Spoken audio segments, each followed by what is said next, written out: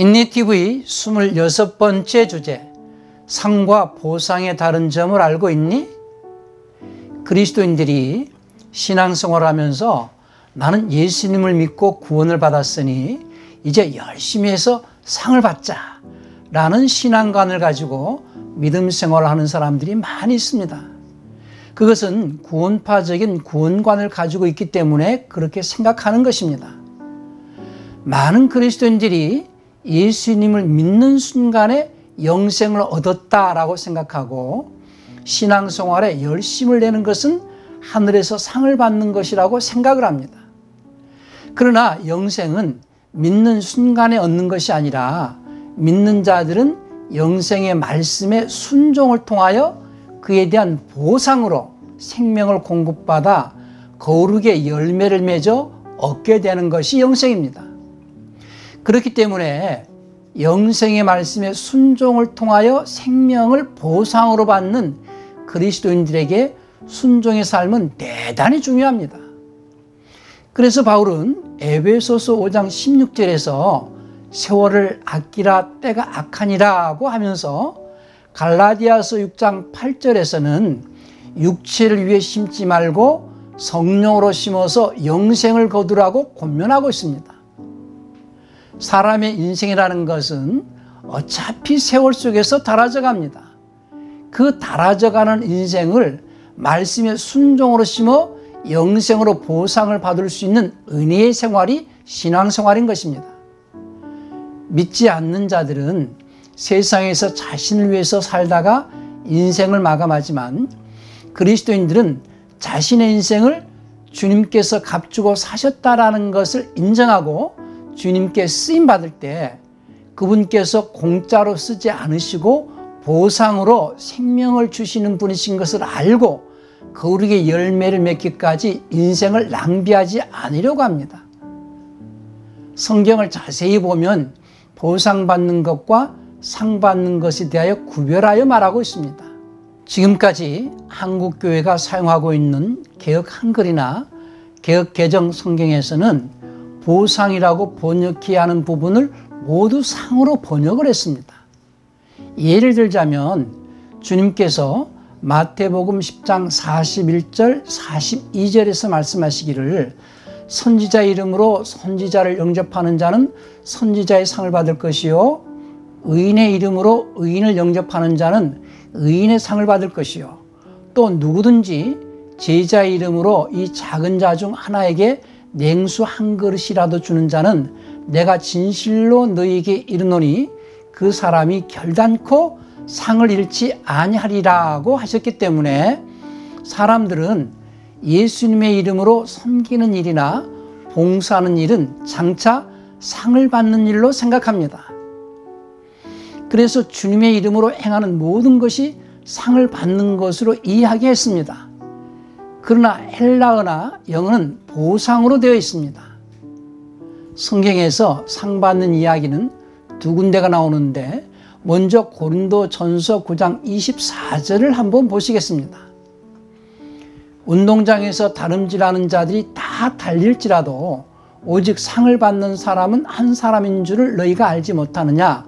너희도 상을 받도록 이와 같이 다름질하라고 했고 또 빌립보서 3장 14절에서는 표대를 향하여 그리스도 예수 안에서 하나님이 위에서 부르신 부름의 상을 위하여 달려가노라고 했습니다. 이 두 구절만 상으로 되어 있습니다.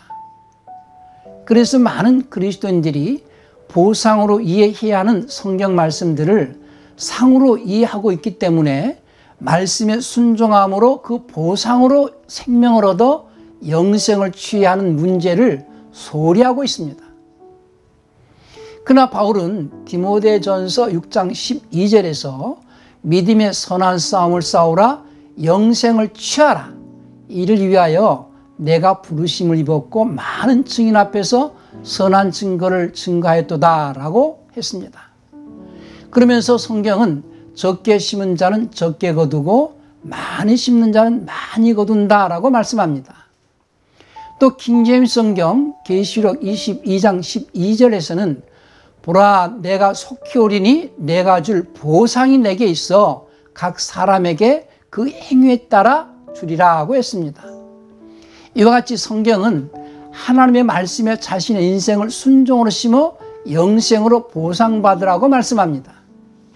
고린도전서 15장 42절부터 44절까지의 말씀은 부활에 대한 말씀인데, 그 말씀은 곧 인생을 심어 영생을 거두라는 말씀입니다. 한번 보시겠습니다. 죽은 자의 부활도 이와 같으니 썩을 것으로 심고 썩지 아니할 것으로 다시 살며, 욕된 것으로 심고 영광스러운 것으로 다시 살며, 약한 것으로 심고 강한 것으로 다시 살며, 육의 몸으로 심고 신령한 몸으로 다시 사나니 육의 몸이 있은즉 또 신령한 몸이 있느니라고 했습니다.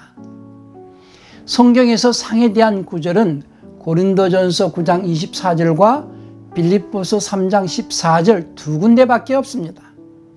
그 외에 개역 한글이나 개역 개정 성경에서 상으로 번역된 모든 구절은 보상으로 번역해야 하는 구절들입니다. 이처럼 성경에서 보상으로 번역해야 할 구절들을 상으로 번역했기 때문에 그리스도인들이 인생을 말씀의 순종으로 심어 영생 얻는 문제를 소홀히 하고 있는데, 이것은 대단히 심각한 문제입니다. 왜냐하면 영생의 말씀에 자신의 인생을 심어서 보상으로 생명을 공급받아 열매를 맺어야 받는 영생을 예수님을 믿는 순간에 영생 얻은 것으로 생각하기 때문에 영생의 말씀에 순종하려 하지 않고 신앙생활을 안이하게 하기 때문입니다. 이와 같이 그리스도인들이 예수님의 말씀에 대하여 잘못 이해하게 되면 한 달란트 받은 자가 그 주인을 잘못 이해하여 결국에는 바깥 어두운 데로 내어 쫓기는 상황을 맞이하게 되는 것처럼, 그리스도인들 중에서도 이런 상황을 맞이하게 되는 사람들이 많이 생기게 될 것입니다. 마태복음 25장 24절부터 26절까지 보시겠습니다. 한 달란트 받았던 자도 와서 가로되 주여 당신은 굳은 사람이라 심지 않은 데서 거두고 해치지 않은 데서 모으는 줄을 내가 알았으므로 두려워하여 나가서 당신의 달란트를 땅에 감추어 두었나이다. 보소서 당신의 것을 받으셨나이다. 그 주인이 대답하여 가로되 악하고 게으른 종아, 나는 심지 않은 데서 거두고 해치지 않은 데서 모으는 줄로 네가 알았느냐? 여기에서 한 달란트 받은 자는 자신의 주인에 대하여 잘못 알았기 때문에 결국은 바깥 어두운 데로 내쫓겼습니다. 많은 그리스도인들이 예수님은 하나님의 아들로서 죽으시고 부활하셨다는 정도로만 알고 있는데, 예수님은 자신의 생명을 많은 사람들을 위해 내어놓으셨고 자신이 공생의 삶을 아버지의 말씀에 죽기까지 순종하심으로 새 생명으로 부활하셨습니다. 예수님께서도 아버지의 말씀에 자신의 인생을 순종으로 심어서 영생의 부활을 하셨다는 것을 그리스도인들은 반드시 알아야 합니다. 이와 같이 성경을 통해서 우리가 예수님을 어떻게 알고 있느냐에 따라서 신앙과는 달라집니다. 신앙생활은 인생을 말씀의 순종으로 심어 영생을 보상으로 받고자 하는 생활이 신앙생활입니다.